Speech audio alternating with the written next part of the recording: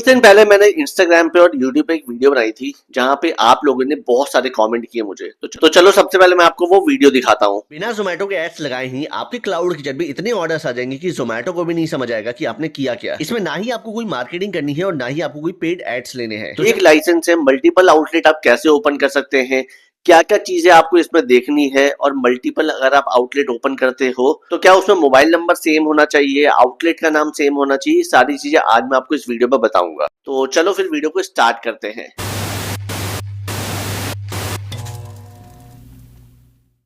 So hey guys, welcome back to a new video. तो कैसे हैं आप लोग? आई होप कि आप लोग अच्छे होंगे।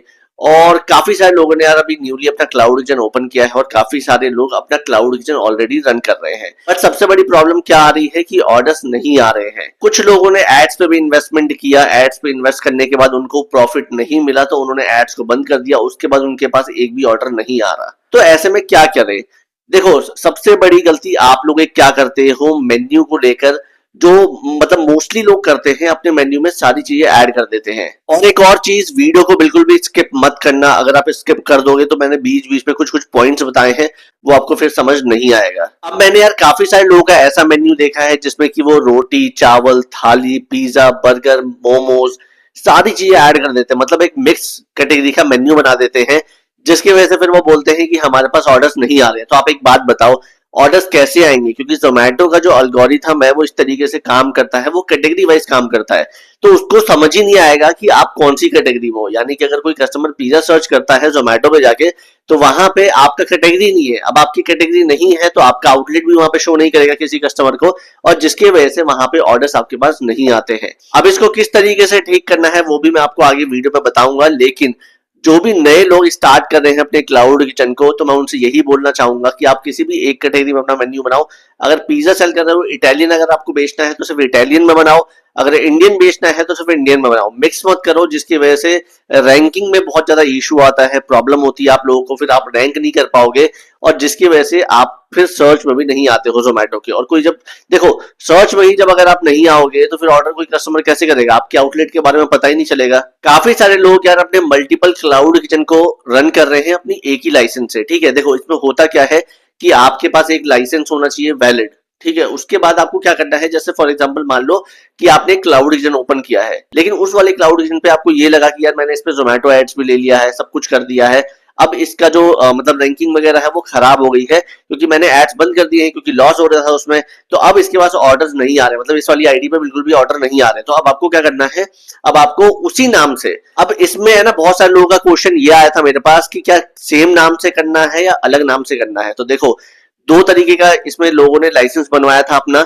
एक तो वो बनवाया था जो क्लाउड किचन के नाम पे था, और एक वो बनवाया था जो खुद के नाम पे था। मतलब मेरा रोहित नाम है, तो मैंने तो देखो रोहित के ही नाम से अपना लाइसेंस बनवाया था, क्योंकि उसके ऊपर क्या मुझे बेनिफिट मिलेगा कि मैं कोई भी नाम से अपना क्लाउड किचन ओपन कर सकता हूं।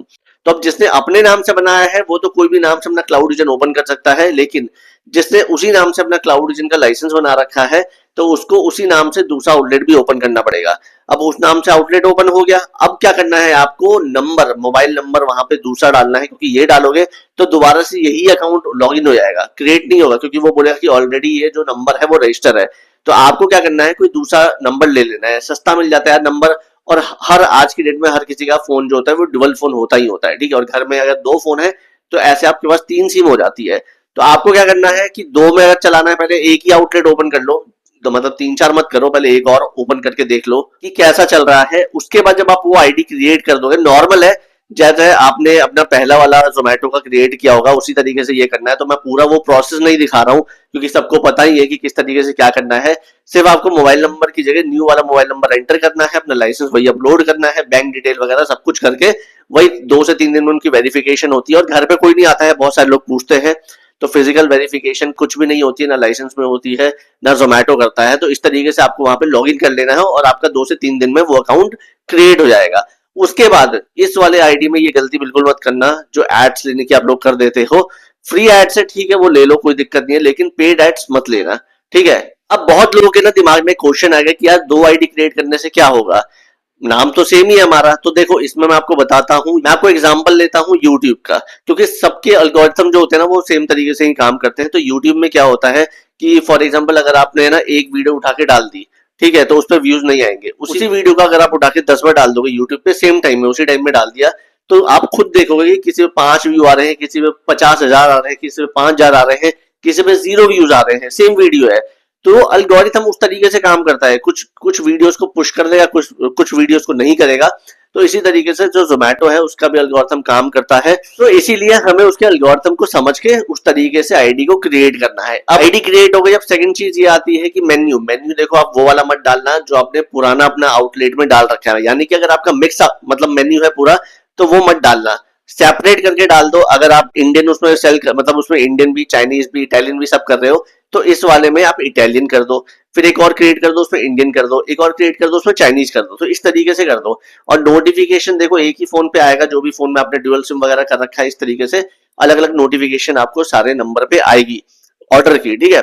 उसके बाद इससे क्या होगा ना, आपके पास ऑर्डर्स ज्यादा आने के चांसेस बढ़ जाएंगे, बहुत ज्यादा। नहीं, देखो आपका लाइसेंस सेम रहेगा, नाम सेम रहेगा, एड्रेस सेम रहेगा, लेकिन आपका जो मोबाइल नंबर होगा ना वो अलग होगा बस। अब आप लोगों में से कुछ ऐसे भी लोग होंगे जिनका आउटलेट अच्छे से काम नहीं कर रहा है, या बहुत सारे ऑर्डर रिजेक्शन के उसके ऊपर मतलब लग चुके हैं, बहुत बार ऑर्डर कैंसिल हो गया है, ये हो गया वो हो गया है, आउटलेट खराब हो गया है, तो आप उसकी जगह दूसरा आउटलेट भी क्रिएट कर सकते हो। और साथ ही साथ में अगर आपको लग रहा है कि यार इस वाले की रीच नहीं जा रही है, तो एक और आउटलेट आप क्रिएट कर दो। ऐसा नहीं कोई लिमिट है कि आप कितने आउटलेट ऐड कर सकते हो, आप कितने भी ऐड कर सकते हो, उसमें 10 आउटलेट भी ऐड कर सकते हो एक ही फसाई लाइसेंस पे, ठीक है। पर याद रखना है, मैं दोबारा समझा देता हूँ आपको, एक ही मेन्यू अपलोड मत करना, क्योंकि अगर मिक्स मेन्यू डालोगे तो आपकी रैंकिंग पे अफेक्ट पड़ेगा। सर्च में नहीं आओगे तो आप बोलोगे कि मैंने 10 आउटलेट भी ओपन कर दिए हैं, तब भी मेरा क्यों नहीं चल रहा है, क्योंकि आपने मेन्यू ही गलत डाला है। तो किस तरीके से चलेगा, जोमेटो का एल्गोरिथम आपके मेन्यू को अच्छे से सर्च ही नहीं कर पाएगा। आप खुद देखो यार, इतने बड़े बड़े आउटलेट्स खुले हैं, मैकडी है, मैकडी से बर्गर में करता था ना पहले, उसने एक कैटेगरी बना रखी है, उसके बाद धीरे धीरे जाके उसने मतलब बनाया है अपना, क्योंकि वो तो देखो कितनी बड़ी फ्रेंचाइजी कंपनी है। तो वो तो छोड़ दो, ऐसी डोमिनोज है, पिज्जा के लिए फेमस है, पिज्जा हट है, तो ऐसे कई सारे आप जब देखोगे, बर्गर किंग है, बर्गर सिंह है, कितने सारे हैं मतलब ऐसे करके। तो उन सबने एक कैटेगरी अपनी चूज किया। ऐसा नहीं है कि उसने दाल चावल बना दिया, राजमा चावल बना दिया, बर्गर ही बना रहा है, पिज्जा ही बना रहा है, तो ऐसा नहीं है। इसलिए एक ही कैटेगरी पे काम करो। मैंने भी देखो स्टार्टिंग में जब अपना पराठा वगैरह रखा था, तो पूरा हटा दिया। जब मुझे लगा कि नहीं चल रहा है, तो मैंने पूरा वो मेन्यू चेंज ही कर दिया था और इटालियन डाला वहां पे। इटालियन में ये भी नहीं कि मैंने भाई पराठा डाल दिया और साथ में मेरा इटालियन भी चल रहा है, ऐसा नहीं था। मैंने पराठा को पूरा बंद ही कर दिया था। देन उसके बाद मैंने उसमें पिज्जा डाला, बर्गर डाला, तो ये सब चीजें मैंने डाली। क्योंकि देखो, जब आप चीजों को अच्छे तरीके से हैंडल करोगे, मैनेज करोगे, तभी जाके आप अपने क्लाउड किचन को सक्सेसफुली रन कर सकते हो। ऐसा नहीं है कि आपने पूरा मतलब बहुत सारे आइटम ऐड कर दिए, यहाँ से ये ऑर्डर आ रहा है, वहां से ये आ रहा है, और आपने मतलब अच्छे तरीके से उस ऑर्डर को बनाया नहीं और दे दिया कस्टमर को बस कि हाँ भाई किसी तरीके से ऑर्डर देना है बस। तो वो चीज मत रखना। कोई भी ऑर्डर आता है तो उसको अच्छी तरीके से बनाना। अगर आपको लगता है कि मेरा मेन्यू बड़ा है, तो उसको थोड़ा सा छोटा कर दो।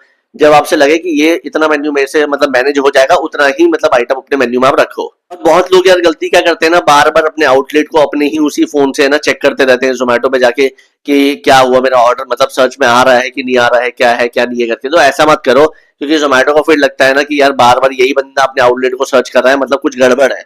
तो वो है ना आपकी रैंकिंग को फिर डाउन करने लगता है, फिर वो बाकी कस्टमर को दिखेगा नहीं, फिर आप सोचोगे कि यार ऑर्डर नहीं आ रहे, तो छोड़ दो।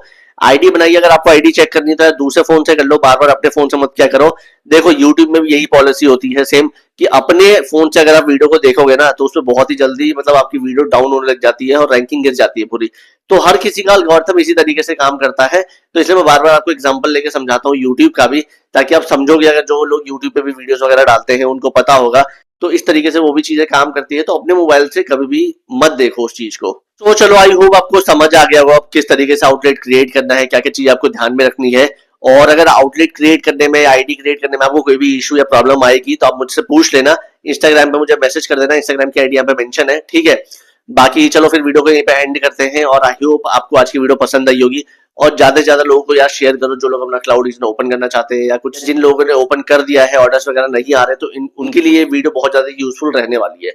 तो फटाफट से शेयर कर दो वीडियो को, और पसंद है तो लाइक करना, और चैनल में नए हो तो चैनल को सब्सक्राइब भी कर लेना, ठीक है। सो चलो फिर मिलता हूँ आपसे नेक्स्ट वीडियो में, तब तक अपना ध्यान रखिए। Okay, tata, bye.